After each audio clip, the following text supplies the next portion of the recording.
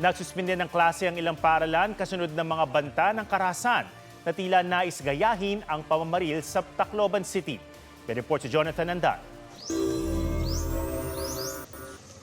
Isa-isang iniinspeksyon ng bag ng mga estudyante sa Palo National High School sa Leyte bago sila pinapasok sa loob. Bahagi ito ng paghihigpit sa seguridad sa campus. Noong Biyernes kasi may nagpost ng umano'y pagbabanta na may mangyayaring karahasan sa paaralan.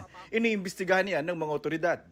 I advise the learners and anybody to be responsible in posting. Dapat hindi nila gagawing biro, kasi every action there is a consequence.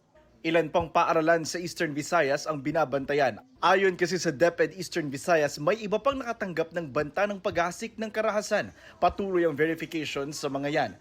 Sinuspindi naman ang on-site classes sa Batangas City Integrated School dahil din sa natanggap na banta. Isang nagpakilalang grade 10 student kasi ang nag-post kahapon na mananaksak at mamamaril ng mga kaeskwela. Pero ayon sa pulisya, hindi yan ang unang beses na nagbanta ang estudyante. Patunay riyan ang isang video ng estudyante na may baril. Ang pinost lang ma'am is it's a video lang na may baril.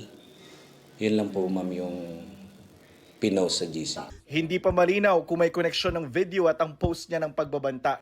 Ipinatawag na ang nag-post at nangakong hindi na uulit. Sa investigasyon ng pulisya, binubuli ang estudyante kaya umano nagbanta. Ayon sa school administration, may klase na ulit bukas.